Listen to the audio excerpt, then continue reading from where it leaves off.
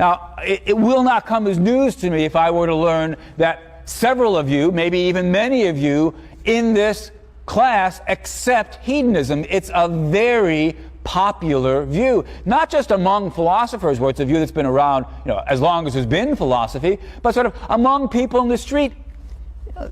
It's a very tempting view to think what makes life worth having, and the only thing worth having for its own sake, is having pleasure and avoiding pain. But for all that, despite the popularity of that view, I'm inclined to think it must be wrong. It's not that I think pleasure isn't good and pain isn't bad. Where hedonism goes wrong is when they say it's the only thing that matters. Here, the relevant thought experiment was suggested by Robert Nozick, a philosopher who died a few years ago, taught for many years at Harvard. Nozick invited us to imagine an experience machine. So suppose that the scientists have discovered a way not just to stimulate the particular little pleasure center of the brain, but basically to give you basically completely realistic virtual reality. So that when you are hooked up to the machine, it seems to you exactly the same on the inside as it would seem to you if you really were, and now fill in the blank. You could have the identical experience of climbing Mount Everest, let's say. So that you'll feel the wind bracing you. Of course, you won't really feel any wind. Strictly speaking, that's not true, because you're not up on Mount Everest. There is no wind. What's really going on is you're floating in the psychologist's tank in their lab with the electrodes hooked up to your brain. But you don't know that you are floating in the tank. Hooked up to the machine, you believe you are climbing Mount Everest. You feel the thrill of having made it to the top, and the wind bracingly, striking your chin, and you feel the satisfaction, and you've got the memories of having almost died, when the rope broke before. It's not like being at the IMAX. Right? The crucial point when you're at the IMAX is, although, it's very realistic, part of you is aware that you're just in the theater. But on the experience machine, you don't know you're just in the lab. When you're on the experience machine, you've got your brain is being stimulated in such a way that you've got the identical experience on the inside to what it would feel like if you really were doing these things. So imagine a life on the experience machine. Imagine plugging in the tape. It says something about how old this example is that we talk about plugging in the tapes. Imagine plugging in the DVD or whatever it is with all of the best possible experiences.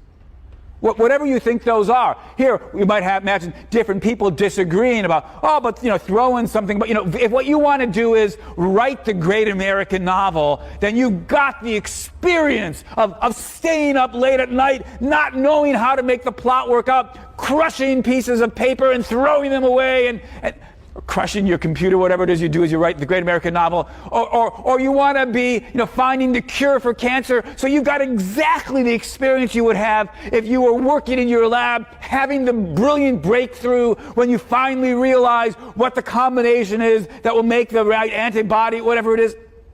Or, if you want to be, observing all the most beautiful sunsets or the most exotic locales, you've got exactly the experience you would have if you were doing all these things. That's life on the experience machine. You're not doing any of it. You're floating in the lab, but the experiences are identical. Now, ask yourself then, would you want to spend your life hooked up to the experience machine? Ask yourself, how would you feel if you discovered now that you have been living your life hooked up to an experience machine? Now, gotta make a footnote here. This perfectly glorious philosophical example has been ruined in recent years by the movie The Matrix. Because whenever I tell this story now, people start saying, oh, well, you know, the evil machines are busy using your body as a battery or whatever it was in the movie, right? And what if people are just nefariously feasting on my liver, you know, while I'm having these little experiments? Don't imagine any of that. You know, it's not that the evil scientist is just, you know, deliberately deceiving you so as to conduct his nefarious experiments. Nothing like that. And similarly, while we're at it, this is not a Matrix-like worry. You know, if you're worried about, yeah, but what's happening to world poverty while I'm doing all this? Just imagine that everybody's hooked up to experience machines, but everybody's got the best possible tapes. Now you ask yourself, what I'm asking you to ask yourself is, would you want to spend your life hooked up to the experience machine? Not talking about, wouldn't it be interesting to try it out for a week or a month or even a year?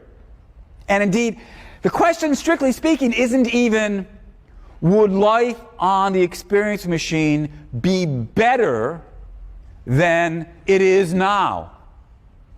Although it would make me very, very sad to discover this, I suppose it's possible some of you have such bad lives that moving on to the experience machine would be a step up. That's not the question. The question is, does life on the experience machine give you everything worth having in life? Everything worth having in life. Is it the best possible form of human existence? According to the hedonists, the answer's got to be, it has to be, yes, life on the experience machine is perfect, as long as you've got the right tape plugged in, so you've got the best possible balance of wonderful pleasures and wonderful, fantastic experiences, since that's all there is to human well-being. By hypothesis, the machine is giving us that. There couldn't possibly be anything more. There couldn't possibly be anything missing. But when I think about the question, would I want to spend my life hooked up to an experience machine, the answer is no. And I imagine that for most of you, when you ask yourself, would you want your entire life to be spent hooked up to the experience machine? Your answer is no. But if the answer is no, then that means hedonism's got to be wrong. If life on the experience machine is not everything, then there's more to the best possible life than getting the insides right. The experience machine gets the pleasures right, gets the experiences right, gets the mental states right, it gets the insides right. But if life on the experience machine isn't all that's worth wanting out of life, then there's more to the best possible life than getting the insides right.